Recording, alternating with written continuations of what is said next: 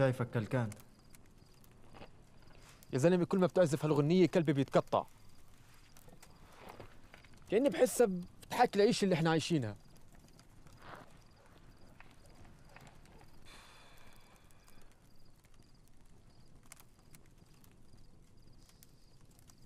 ندمان يا صالح؟ شو اللي خلاك تحكي هيك؟ مش عارف، يمكن لانه دائما بيجي على بالي انه احنا بنعيش في وضع مش طبيعي. مش طبيعي؟ أنا بفترض إنه الوضع اللي بنعيش فيه هو الطبيعي. لما حدا بيسرق منك أحلامك ومستقبلك وحتى الهواء اللي بتتنفسه، طبيعي إنك تقاومه، توقف بوشه.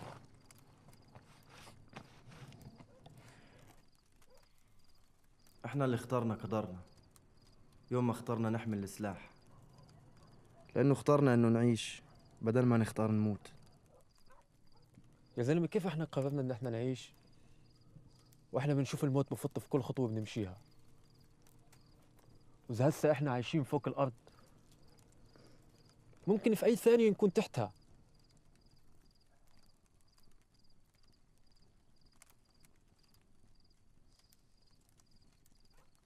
المفهوم هان شوي ملتبس ومش سهل إدراكه. يا زلمة والله كل كلامك كبير، بالنسبة لي عامل مثل الغاز. لا الغاز ولا حاجة يا صاحبي. خد عندك مثلا، في عندك شهداء أموات، إلا أنك بتحسهم عايشين بيناتنا، بتنفسوا الهواء اللي بنتنفسه. في عندك ناس عايشين بس معدودين على الأموات. أنت مثلا شو اللي خلاك تختار تتطارد؟ بينك وبين تخرج كان فركة كعب زي ما بقولوا. وأنت يا عمر شو اللي خلاك تتطارد؟ رغم إنه أنت عايش ما شاء الله مرتاح، عندك بيت ومال. أنا شو اللي خلاني أتطارد؟ أنا كان حلمي أكون موسيقي في يوم من الأيام، بس اكتشفت شغلة، إنه الموسيقى زي الإنسان بالضبط، صعب يعيشوا في وجود الاحتلال. هم بدهم إيانا أرقام بلا أي معنى، بس إحنا اخترنا إنه المعنى أهم ومستاهل إنه نموت علشانه. رجعنا للفلسفة، وأرسطو برضه مصمم يتفلسف على الغلابة اللي مثلي ومثلك. بس والله يا اخوي الوضع صعب، يعني قديش في شباب جوا هون اكلهم الجوع والعطش. يا زلمه انت نفسك قديش لك ما شفت امك؟ تحكي لي عن شوقي لأمي؟ شوقي إلها هو اللي جابني لهون. كل ما اطلع في عيون الأولاد الصغار وأشوف في عينيهم كيف إسرائيل بتاخد منهم أحلامهم وطموحاتهم ومستقبلهم، بحس إنه لازم نكمل. شو ذنب هالصبية اللي قتلوها على الحاجز من يومين ورموا جنبها سكين عشان يبينوا قدام العالم بأنهم الضحية وهي المجرمة؟ في شغلة مهمة كتير، الإنسان ممكن يتحمل كل شيء، كل شيء، إلا السكين وهي بتسرق في أحلام الجيل والأجيال اللي جاي. محمود، لا تكون ندمان يا محمود. ندمان؟ مش علشان بنعيش في وضع مش طبيعي معناته ان انا اكون ندمان. اللي لازم يكون ندمان هو كل واحد نايم في بيته وسايب المحتل يعبد على ارضه. هو هذا اللي لازم يكون ندمان.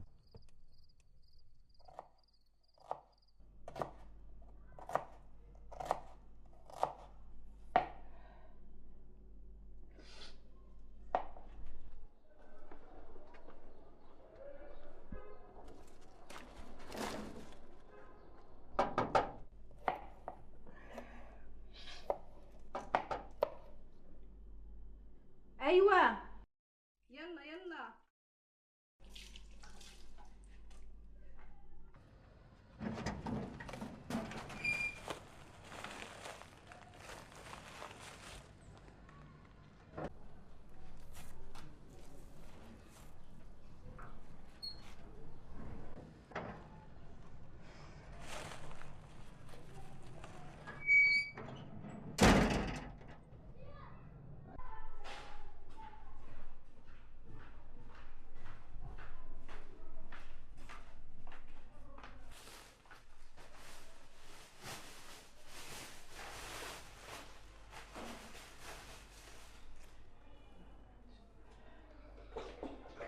هان ونفك المخزن. شايف كيف؟ تمام. ركبه جرب. شوف. حاول هيك بنفكه.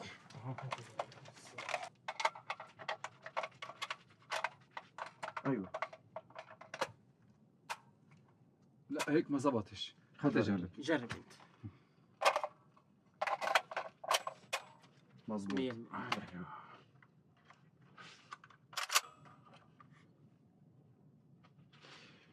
وهيك احنا بنكون جاهزين للطخ.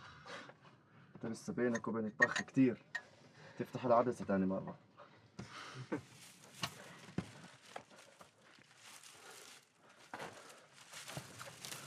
السلام السلام ورحمة الله. الله يعطيك العافية. ما في. شو جايب؟ هاي الزيت اللي خمنا فيه. يسلم ايديك. اي والله الواحد صارت مرة فيها برودة. خذ لك والله طيب. بتحبها أكثر من حالك يا زلمة. خذ لك نظرة. آه.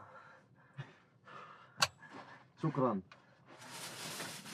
نرجع نكمل احنا. تمام. انا كيف بضل تعشيف.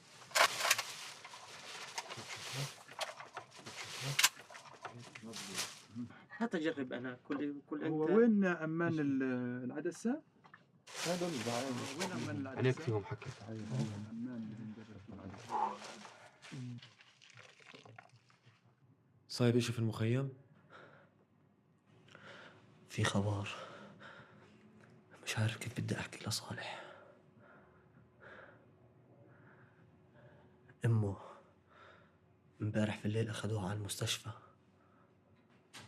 شو مالها امي؟ لا فيش إشي. ايش في؟ ايش مالها امي؟ لا فيش إشي. احكي لي ايش صاير؟ ايش في؟ امبارح في الليل أخذوها على المستشفى. اهدى اهدى.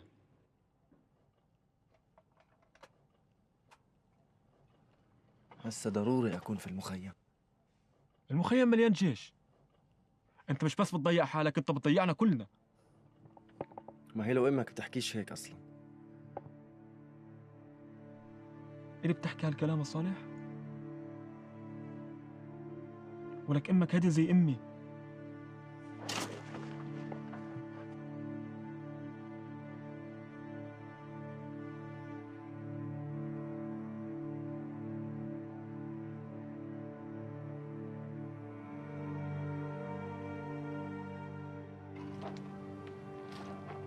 ايش؟ احنا حننزل، بس حط خطة بالأول. قبل أي حاجة احنا بدنا نحط في بالنا كيف حنطلع من المخيم قبل ما ندخله. في البداية احنا حندخل المخيم من بيت أبو كاسم المهجور. انت يا صالح حتنط من بيت أبو كاسم للبيت اللي جنبه، من بيت لبيت لحتى تصل بيتكم. وانت يا عمر حتقف عند أول المخيم لحتى تراكب المكان من هناك. ولما تسمع يا صالح مني هذه الإشارة لازم تفهم إنه في خطر صار قريب عليك، وهذا معناته إنه إحنا رايحين للخطة البديلة. الله يوفقكم يا شباب.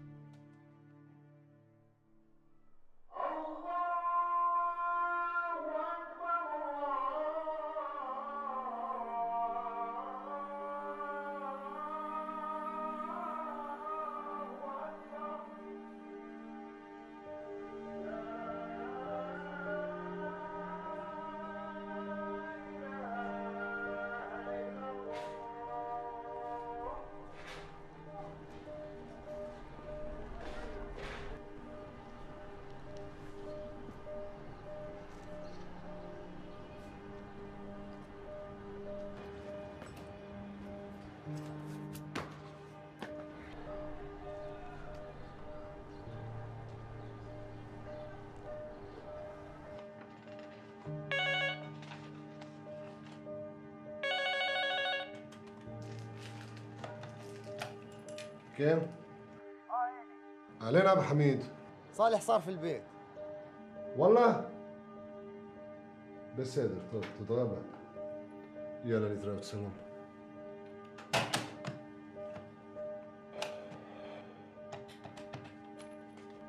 يوقف تسلك بالبيت. إني يفشل تفوتوا حي أخشاب. أنا معك الأخير. يلا نتراوت.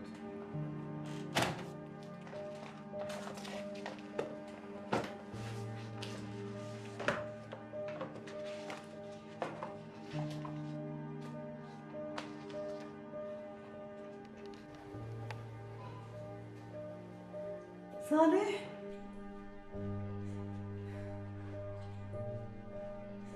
حبيبي يمه، الحمد لله على سلامتك. سلامتك. الله يسلمك. ايش اللي جايبك يمه؟ كلبك هو اللي جابني.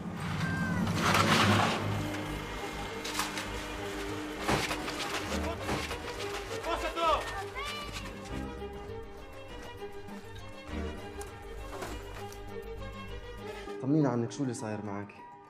ما تقلق يا حبيبي، ولا اشي، شوية مغص وعملوا لي غسيل معدة. المهم يا حبيبي، انت ايش اخبارك؟ طمني عليك. الحمد لله كل شيء بخير. ما الله يرضى عليك يمه، الله يرضى عليك. طيب أنا صار لازم أروح، ما بقى أطمنك عليك.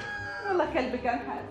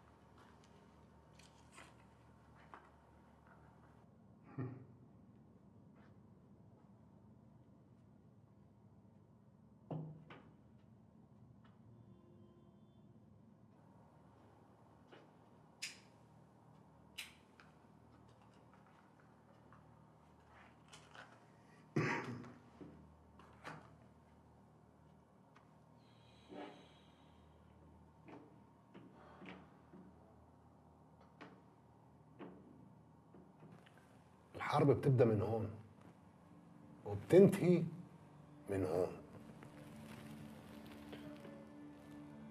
لما سلاحنا ومخابراتنا وجواسيسنا يعجزوا يجيبوك، قلب امك بصير سلاحنا هو اللي بيجيبك لعنا.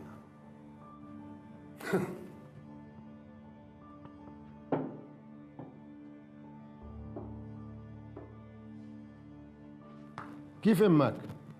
ان شاء الله بخير. طمنيت عليها؟ اطمن بخير، مش هدفنا.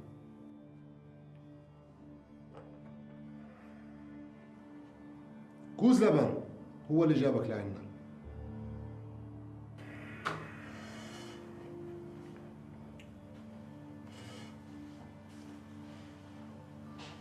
ولا خليني احكيها لك بشكل تاني.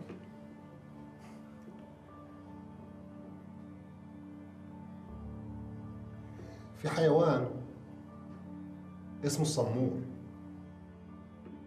شبيه القطط، بسس عندكم. تعرفه؟ تعرف كيف بيصطادوه؟ أنا بقول لك.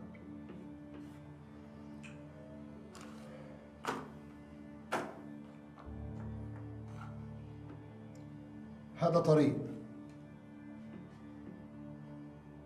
بحطوا له على يمين الطريق وشماله وحلة طين، وفي آخر الطريق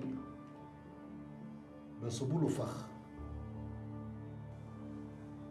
بيختار الطريق النظيف وبيجري على الفخ بوقع فيه مثلك. هيك انت عملت. نحن اذكياء، احنا بننصب الفخ وانت بتوقع فيه، وانت وقعت يا شاطر.